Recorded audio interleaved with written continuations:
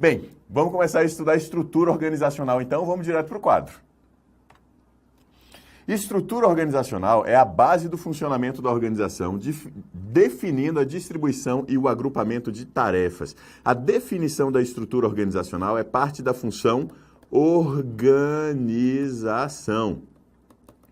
Função organização que entra dentro do ciclo planejar, organizar, dirigir e controlar, que é o ciclo do processo administrativo neoclássico, tá bom? A função organização é aquela que, em essência, vai definir a estrutura organizacional, definir a estrutura de cargos, definir as responsabilidades atribuídas a cada uma das pessoas.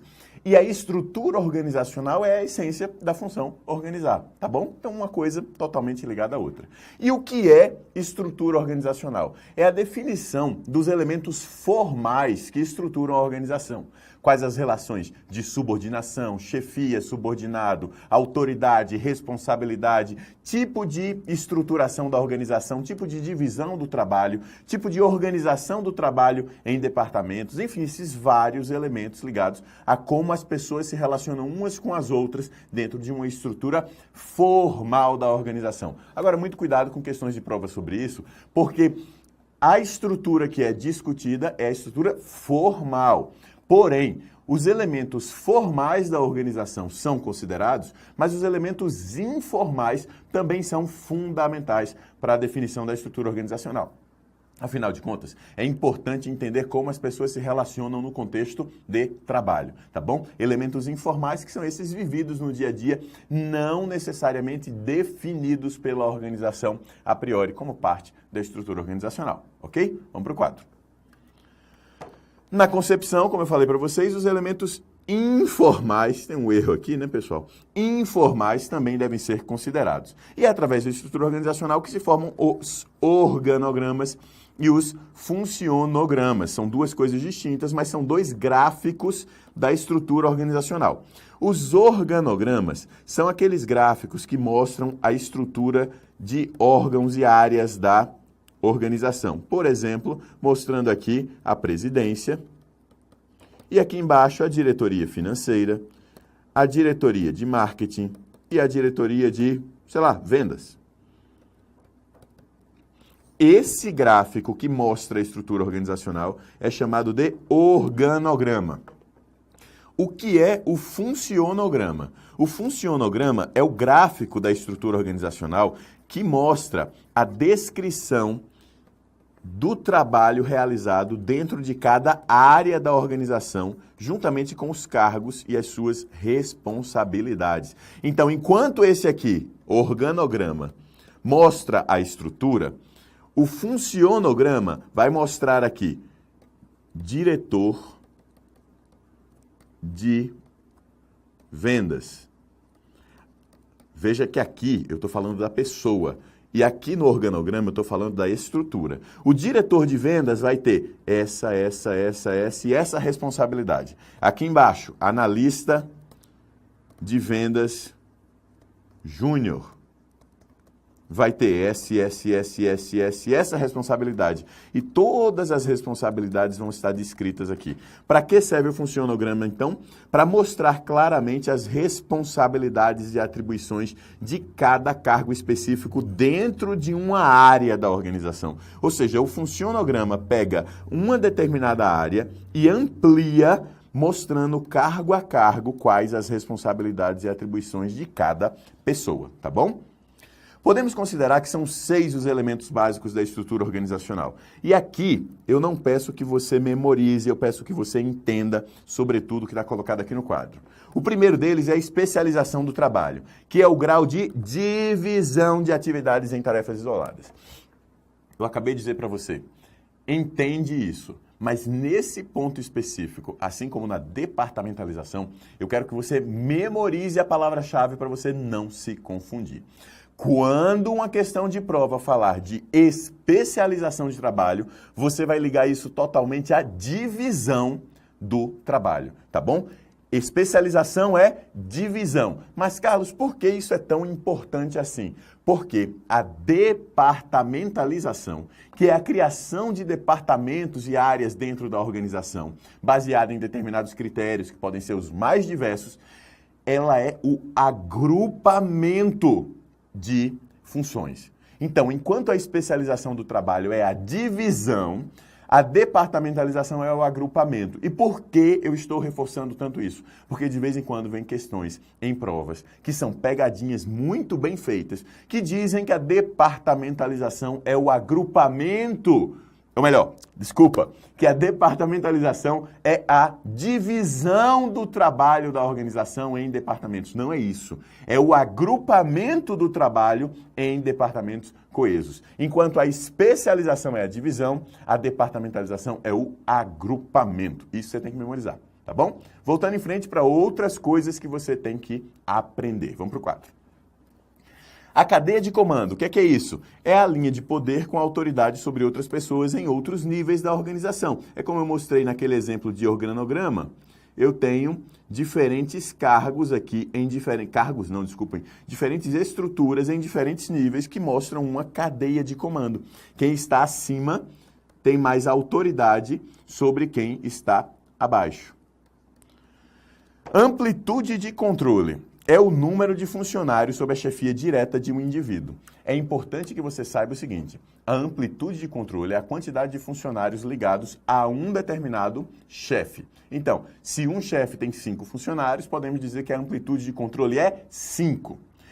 A cadeia de comando é o número de níveis na estrutura organizacional. Se existem 5 níveis na estrutura organizacional, a gente pode dizer que a cadeia de comando tem 5 níveis. Simples, né? Uma coisa que você tem que entender é que a cadeia de comando mostra o grau de verticalização da organização. E a amplitude de controle mostra o grau de horizontalização da organização. Então, quanto mais longa for a cadeia de comando, a gente pensa, a organização fica magrinha e alta, portanto, ela fica mais verticalizada e menos horizontalizada. E o oposto também é verdadeiro. Quanto maior for a amplitude de controle, menor será a cadeia de comando. Memoriza isso, tá bom? Cadeia de comando e amplitude de controle são inversamente proporcionais e isso realmente cai em provas, tá certo? Voltando para o quadro. O grau de centralização versus descentralização. O número de funcionários, ou melhor, é o grau de distribuição do poder decisório, que é diferente de desconcentração, que é a simples separação física das atividades, tá bom? Centralização versus descentralização de quê? Centralização do poder decisório, descentralização do poder decisório também. Então, a decisão, quando ela sobe os níveis da organização, a gente diz que há mais centralização. Quando as decisões são tomadas no dia a dia mais pelos diretores, por exemplo, é uma organização mais centralizada. Quando as decisões são tomadas mais no nível baixo, no dia a dia, pelos operadores do dia a dia da organização, a gente diz que tem uma organização descentralizada. E aí eu reforcei no quadro, não deve se confundir isso com desconcentração. Desconcentração é a divisão geográfica das atividades da organização. E aí você não pode confundir isso também com o fenômeno da desconcentração e descentralização administrativa lá do direito administrativo. Lá no direito administrativo é outra coisa. Aqui, no estudo da administração da estrutura organizacional, desconcentração é a divisão geográfica, descentralização é a distribuição do poder decisório para os escalões mais baixos da organização, tá bom? Voltando para o quadro.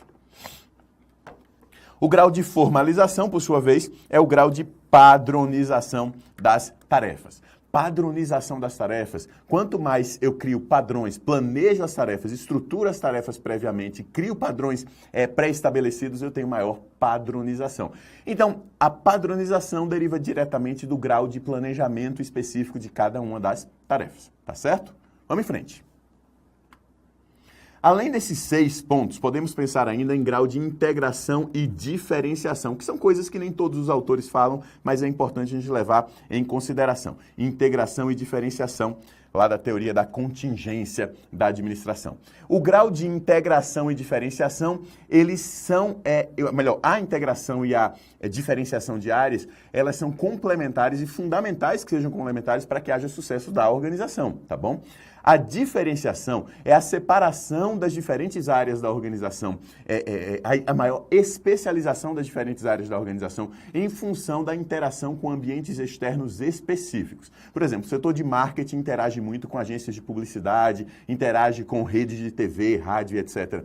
Por isso, cria-se uma linguagem distinta, uma forma de interação distinta com as pessoas, um conjunto de eu falei linguagem, mas não é só linguagem, aparência, forma de se vestir, enfim, tudo isso vai separando e tornando aquele setor de marketing da organização algo bem específico. Da mesma forma, o setor financeiro interage com bancos, interage com contadores e etc., termina sendo um setor mais formal, com pessoas que se vestem em terno e gravata, que tem uma linguagem própria. Só que isso vai fazendo com que a organização termine tendo áreas que se isolam bastante. Elas se separam bastante por especialização.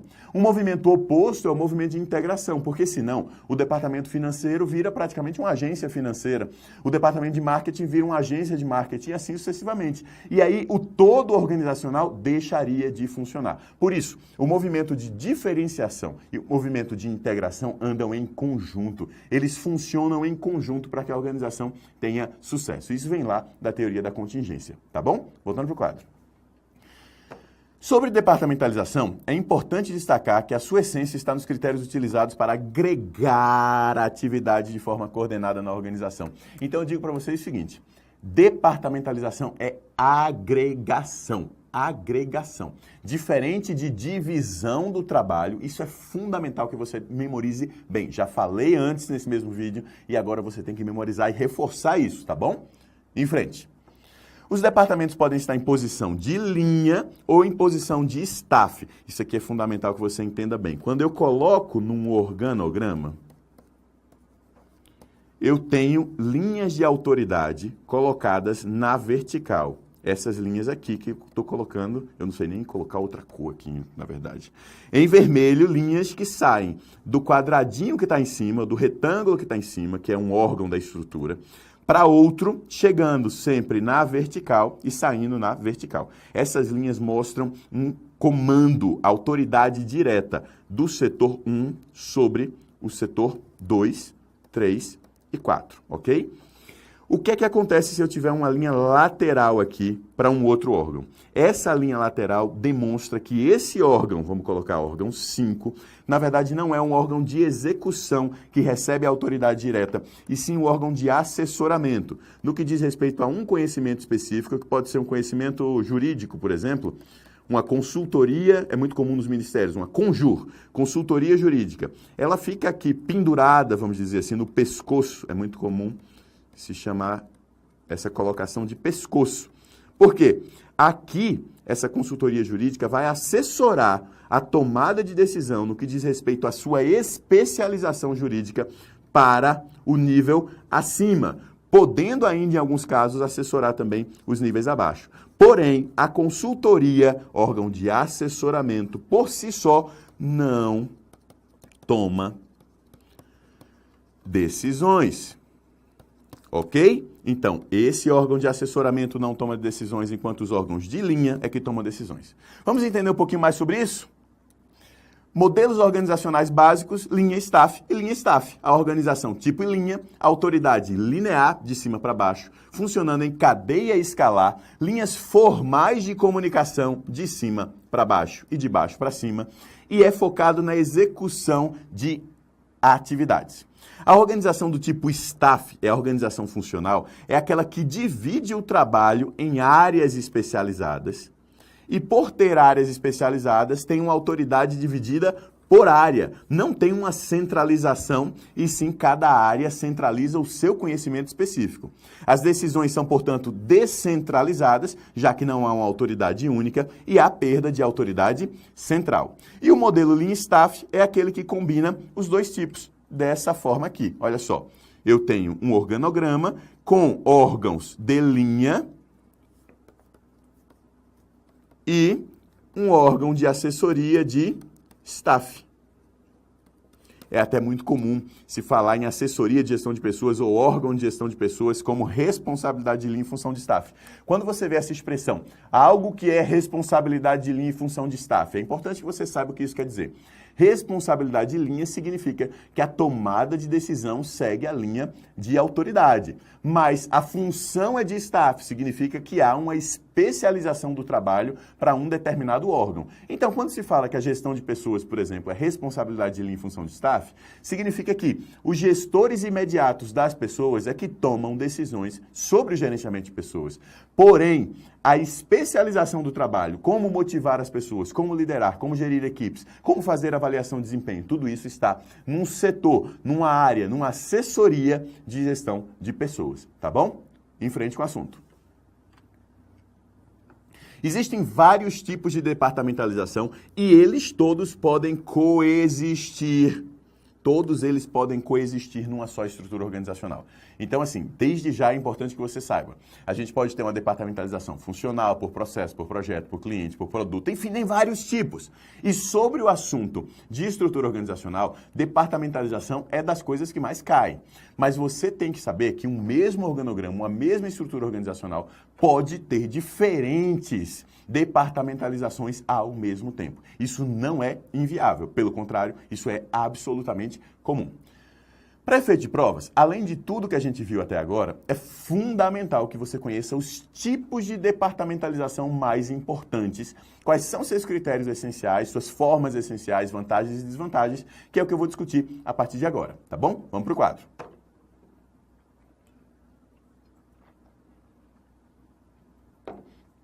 Departamentalização funcional.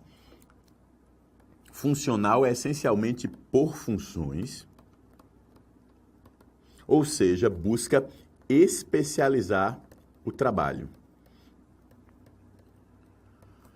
Ocorre quando as atividades são organizadas de acordo com funções desempenhadas, como, por exemplo, marketing, vendas, finanças, RH e etc. A departamentalização por produto e por serviço acontece quando a organização se estrutura em função daquilo que provê para a sociedade. Você pode imaginar, por exemplo, um supermercado que tem um departamento de mercearia, um departamento de eletroeletrônicos, um departamento de frutas e verduras, enfim, é uma organização típica montada com base em departamentalização por produtos. E por que uma organização se especializaria, ou melhor, se departamentalizaria por conta dos seus produtos? Porque os produtos são muito distintos um do outro, então faz sentido que haja um gerenciamento específico para cada tipo de produto. Imagina, por exemplo, que não tivesse num supermercado, departamentalização por produtos, isso faria com que o mesmo gerente tivesse responsabilidades tanto pelos produtos lácteos, que são perecíveis, quanto por eletroeletrônicos, que não são perecíveis, mas que têm um ciclo de vida relativamente curto, que tem que ser vendidos rapidamente para não depreciarem. Então, assim, é preciso que haja um gerenciamento específico para cada tipo de produto. Então, vale a pena ter uma departamentalização por produtos, tá bom? Na hora da prova, é fundamental que você tenha essa capacidade interpretativa, porque é isso que vai ser colocado lá. Vamos em frente para o quadro. Departamentalização geográfica é aquela utilizada quando a organização se estrutura em função de critérios geográficos ou territoriais. Então, também pode falar em departamentalização territorial. O que é isso? É quando você tem uma organização que estrutura departamentos por regiões. Regional Norte, Regional Nordeste, Regional Sudeste.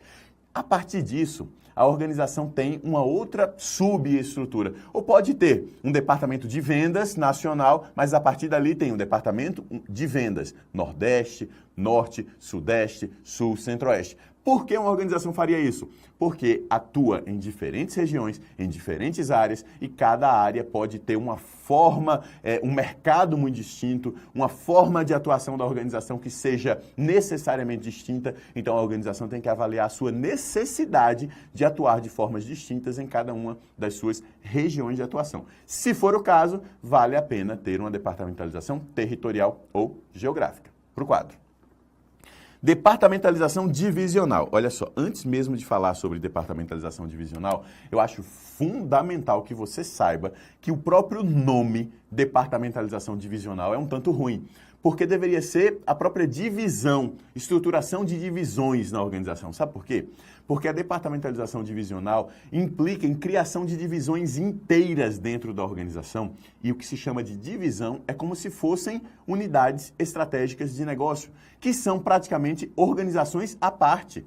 É você pensar em grandes grupos empresariais como a Unilever, por exemplo, que faz de tudo, desde comida, passando por condimentos, passando por produtos de higiene até produtos de limpeza. Tem um monte de coisa sendo feita pelaquela mesma organização. E aí o que é que ela faz? Ela cria divisões. Divisão de produtos alimentícios, divisão de higiene, divisão de limpeza, divisão de, enfim, N divisões. E por que ela faz isso? Porque produzir, vender, trabalhar com produtos alimentícios é completamente distinto de fazer esse conjunto de atividades para produtos de limpeza, por exemplo. Então, é ideal que tenha-se divisões inteiras.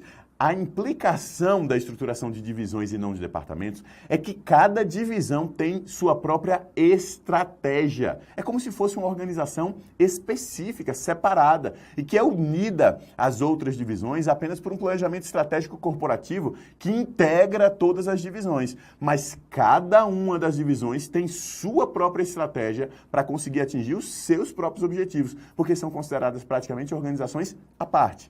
E assim, o que é que acontece dentro da divisão? Cada divisão vai ter as suas próprias funções. Você não vai ter o marketing da Unilever, você tem o marketing da divisão de alimentos e bebidas, você tem o marketing da divisão de produtos de limpeza, você tem o marketing da divisão de higiene. E o que é que acontece com isso? Repetição de funções. E por conta dessa repetição de funções, um maior custo para a organização. Aí você pensa, mas Carlos, se tem um maior custo para a organização, por que ela faz isso? Porque ela é tão grande, mas tão grande, que vale a pena ter um sobrecusto, porque cada área consegue ter sua própria estratégia e atingir os seus resultados da melhor maneira possível. Mesmo tendo um custo adicional, a organização termina tendo maior lucratividade. Tá bom? Essa é a ideia da departamentalização divisional. Por isso que o próprio nome, departamentalização divisional, é um tanto ruim, porque ela não cria departamentos, ela cria divisões. Para efeito de provas, é fundamental que você esteja atento, atenta a um detalhe. As bancas simplesmente falam na divisão. A organização criou uma divisão de produtos tal, divisão de produtos tal. Foi utilizado o critério de departamentalização por produtos. Está errado. Foi usado o critério de departamentalização divisional. Carlos, ficou confuso. Você acabou de falar de departamentalização por produtos, falou da divisional e agora está criando uma confusão. Não, não tem confusão. Se for departamento de produtos de limpeza, eu tenho aí uma departamentalização por produtos. Se for uma divisão de produtos de limpeza, eu tenho uma departamentalização divisional por produtos. Então, cuidado, é divisional por produtos, não é simplesmente departamentalização por produtos, tá certo? Vamos em frente. Departamentalização por processos. Pode ser utilizado para o processamento de clientes ou de produtos, como processos de front office e processos de back office. É pouco comum o uso de departamentalização por processos, acontece mais em indústrias. Você pode pensar em bancos de investimento também que separam os processos de atendimento ao cliente, processos frontais, com processos de retaguarda, de back office, que dão suporte ao funcionamento da organização e criam estruturas próprias para o atendimento e outras estruturas próprias para o suporte. Processos na indústria também é relativamente comum você ter o processo produtivo e lá dentro subprocessos, criando departamentos com responsáveis específicos por cada um dos subprocessos. Mas não é o tipo de departamentalização mais comum pelas organizações em geral, tá bom? A funcional, que nós já falamos, é que é o mais comum. Voltando para o quadro. Departamentalização por clientes. Algumas organizações se estruturam em função dos clientes ou grupos de clientes existentes, como, por exemplo, separam a área de atacado e uma área de varejo em alguns grandes grupos de vendas de produtos, como, sei lá, o Walmart, por exemplo.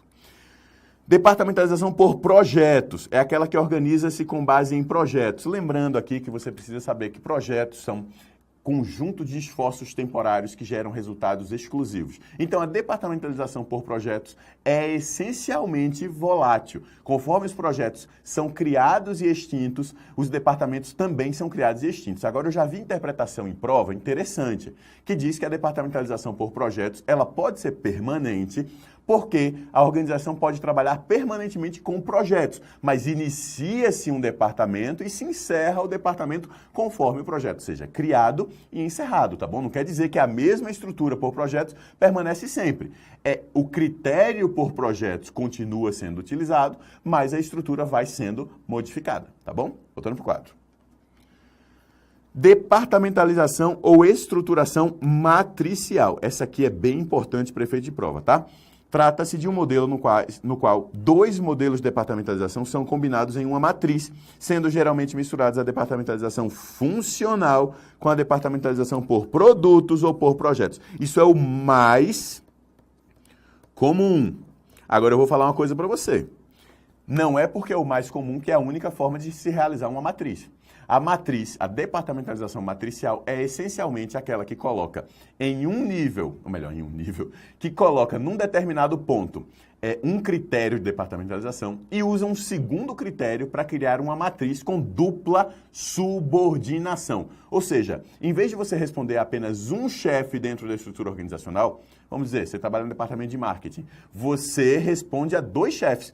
O chefe de marketing, mas também o chefe do projeto que você está trabalhando especificamente. Então, você tem uma responsabilidade com o chefe de marketing e uma responsabilidade dentro do projeto A, ou dentro do projeto B, ou dentro do projeto C. Assim, você tem dupla subordinação. É possível que você tenha que entender, ou melhor, possível, não é necessário que você entenda que a departamentalização matricial é aquela que permite que se supere o princípio da unidade de comando de firewall, que é aquele princípio que diz assim, cada pessoa só pode ter um chefe na organização. Esse princípio hoje é antiquado e superado por conta da departamentalização matricial, que coloca a dupla subordinação, que dá maior flexibilidade de gestão dentro da estrutura organizacional. Afinal de contas, uma pessoa pode lidar melhor com a complexidade da existência organizacional ao atuar em duas estruturas paralelas ao mesmo tempo, tá? Num projeto específico e numa função específica também, tá bom? Voltando para o quadro. Trata-se de uma excelente alternativa que proporciona maior coesão de grupo, boa comunicação e inovação, porém, ela pode gerar conflitos funcionais, afinal de contas, haverá dupla subordinação. Ok? Aqui eu trouxe os principais tipos de estruturas de departamento, ou melhor, de departamentalizações organizacionais com as suas principais vantagens e desvantagens de uma forma resumida nesse quadro para que você possa imprimi-lo, ter uma boa referência, enfim, ter um bom quadro de resumo desse assunto. Principais vantagens da estrutura funcional. Ela agrupa especialistas, enfatiza habilidades técnicas, dá economia de escala para a organização, agrupa pessoas por competência técnica específica. Porém, ela tem enfoque introvertido, ou seja, ela olha para dentro da organização e seus processos e não para fora. Subobjetivação, em outras palavras, cada área, cada setor passa a ter seus próprios objetivos em detrimento do objetivo da organização como um todo. Falta pessoas generalistas, porque no final das contas cada uma vai ser especialista em sua área, vai ser bitolada. Haverá conflito de interesse e objetivos entre as áreas, baixa coordenação e competição por recursos. É muito comum que essa competição por recursos leve a maiores custos da organização.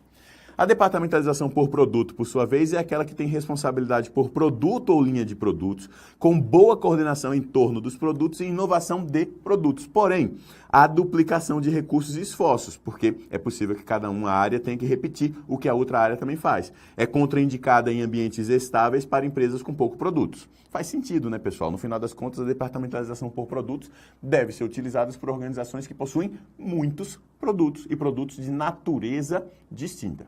Voltando para o quadro. Departamentalização geográfica é aquela voltada para necessidades externas com busca de sucesso em territórios específicos e adaptações regionais.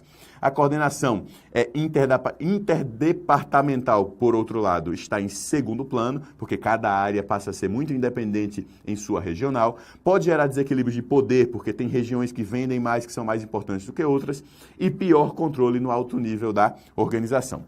A divisional, como eu falei para vocês, é um pouco diferente porque ela possui estratégias específicas e é muito voltada para ambientes mutáveis. Porém, os custos são mais altos por conta da duplicação duplicação ou replicação de esforços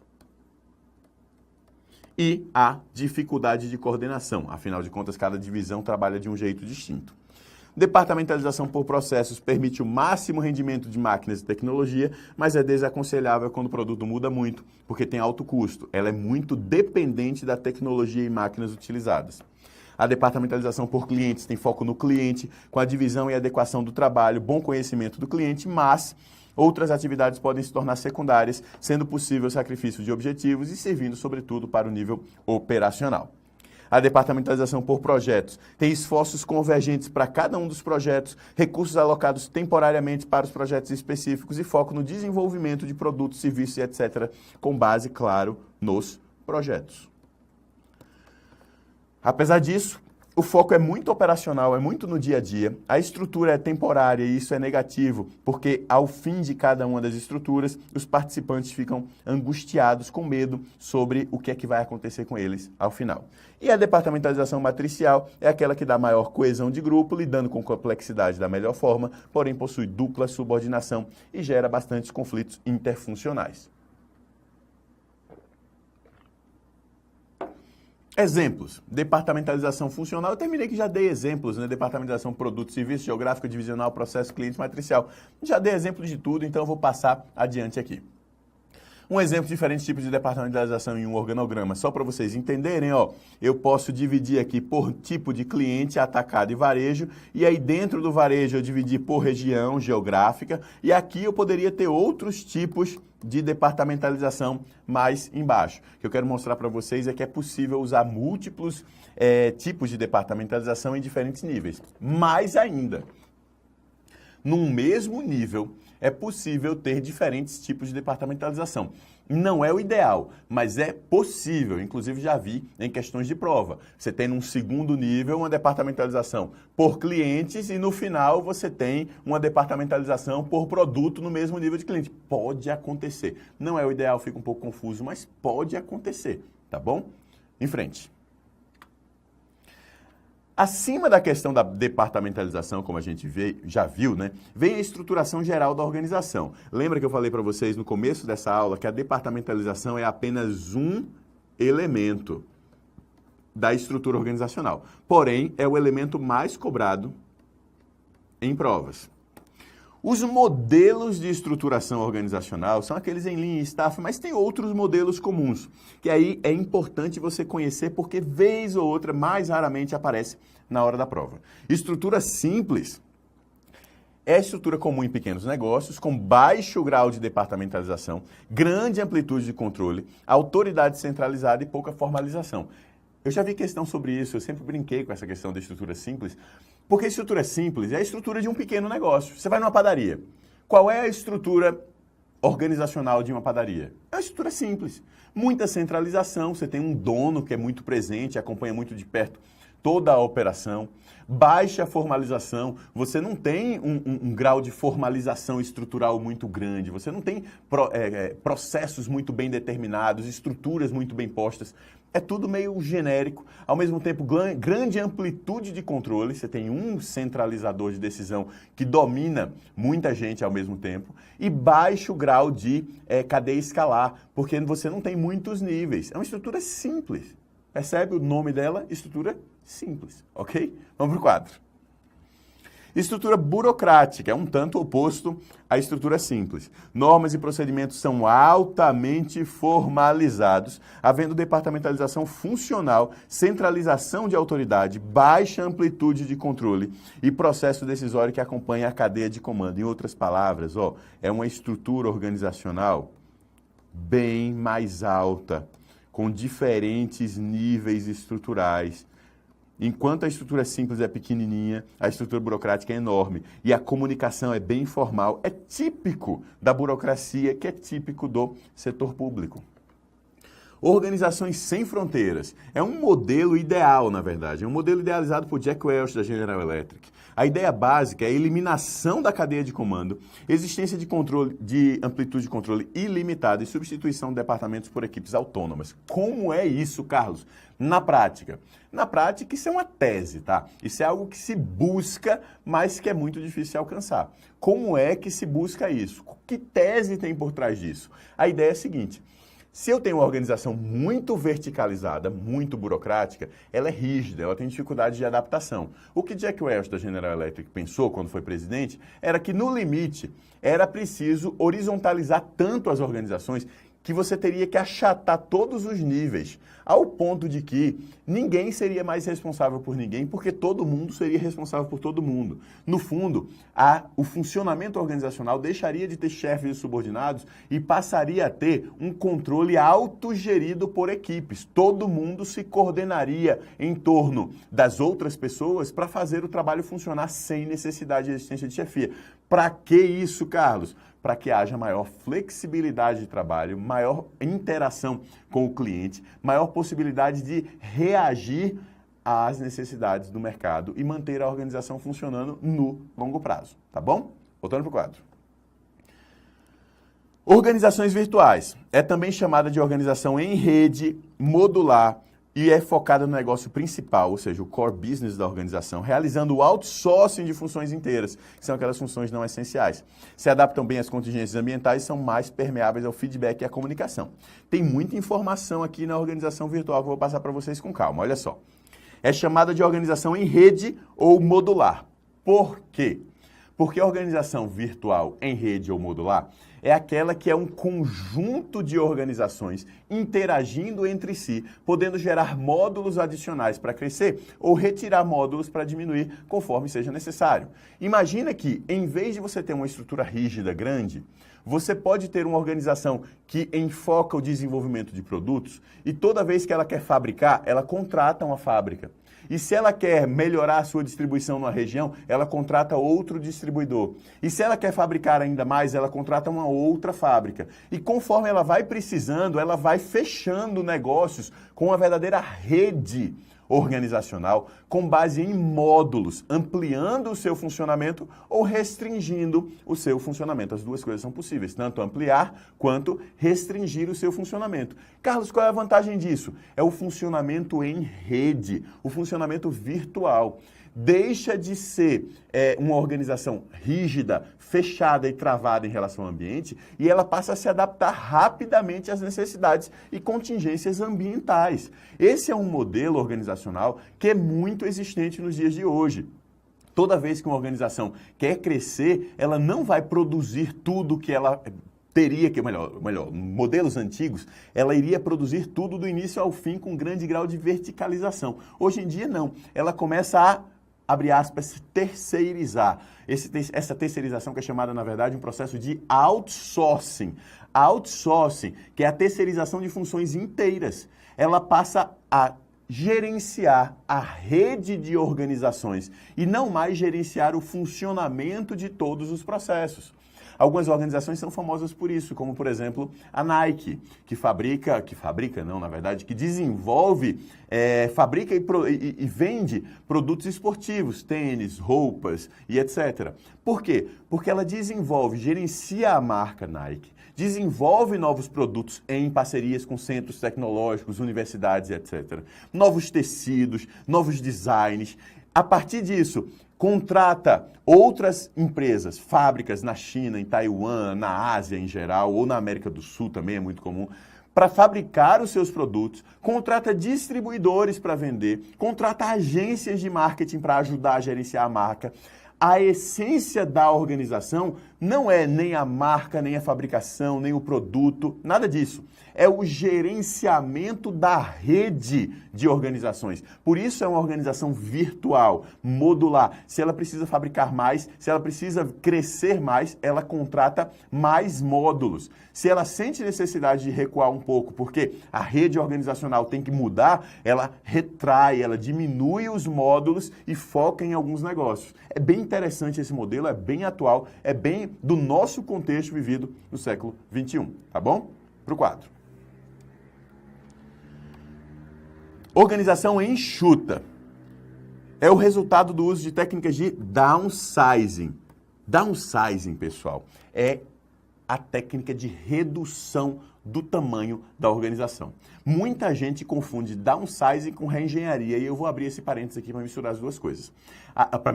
Para você não misturar as duas coisas. A reengenharia é a mudança radical dos processos da organização para algo inteiramente novo, para desenvolver algo completamente do zero. E dentro da reengenharia é comum que as organizações façam o processo de downsizing, que é a redução, o enxugamento de níveis da estrutura organizacional. A organização típica da década de 80, que é uma organização altamente verticalizada e burocratizada, quando passa por um processo de downsizing, ela resulta em uma organização com poucos níveis hierárquicos e grande grau de amplitude de controle. A organização vira o nome organização enxuta, que é uma organização muito mais flexível, que interage muito melhor com o ambiente, tá bom? Voltando para o quadro. Então, organização enxuta é o resultado de uso de técnicas de downsizing. O objetivo é ter uma estrutura organizacional reduzida para se beneficiar da agilidade, flexibilidade, redução dos custos e melhoria do foco da organização. A organização holográfica é uma maluquice de Morgan, tá? Que nem costuma ser cobrado em prova, mas é importante que você conheça, que você saiba que existe. É o tipo de estrutura organizacional no qual as funções são redundantes, ou seja, o todo é representado em cada uma das partes da organização. A estrutura holográfica é aquela que cria redundâncias, é aquela que cria repetição de funções e estruturas por toda a organização para que você possa ter uma maior segurança no funcionamento organizacional. É comum que as estruturas em empresas de petróleo, por exemplo, tendam a ser mais holográficas, porque você tem uma estrutura que tem que funcionar dentro de uma plataforma de petróleo, uma estrutura que tem que funcionar fora, mas dentro da plataforma você tem segurança, fora da plataforma você tem segurança, no nível institucional você tem segurança e todas essas estruturas replicam os mesmos processos para garantir que haja segurança. É como você pensar em um avião, uma empresa como um avião. O avião tem uma sequência de repetição de funções. Um sistema hidráulico paralelo, um sistema eletrônico paralelo. Porque se o eletrônico falhar, tem um segundo eletrônico. Se o segundo eletrônico falhar, tem o hidráulico. Se o hidráulico falhar, tem outro hidráulico. E assim sucessivamente. É uma forma de garantir a segurança no funcionamento organizacional. Porém, na prática, é muito pouco utilizado porque é confuso e cria custos muito elevados para a organização. Tá bom? Voltando para o quadro. Estrutura adocrática é a estrutura ad hoc. O que é que significa isso? Aqui agora é a estrutura alocada para cada caso específico. São, portanto, soluções temporárias ajustáveis para administrar a organização com base na incerteza. São estruturas temporárias, flexíveis, baseadas em equipes e direcionadas para as missões passageiras. Aqui é só isso que você tem que aprender. Estruturas em rede, a gente já falou, na verdade, né? Flexíveis, baseadas em conjuntos de organizações e equipes, sendo modular. Na verdade, isso aqui estava antes, a gente já viu isso. Modelo mecanicista e modelo orgânico, que vem lá da teoria da contingência. E o modelo mecanicista é basicamente uma organização funcionando como uma máquina. É uma burocracia padrão. É um modelo extremo, ligado a processos de trabalhos bastante padronizados, com grande formalização e hierarquização, sendo associado ao modelo burocrático de organizações, sendo mais apropriado às organizações em ambientes estáveis. Já o modelo orgânico é o oposto do mecanicista, estando mais próximo à organização sem fronteiras, que a gente já viu também, sendo mais achatado, com menor padronização e formalização. Bem, agora é hora de você seguir estudando, ir para o PDF, fazer algumas questões, estudar um pouco mais, que é esse o caminho da aprovação. O assunto de estrutura organizacional é um assunto bastante cobrado, vale a pena reforçar o conteúdo com questões, ver as questões comentadas, pratica um pouco mais que você vai ter sucesso, tá bom? Um abraço!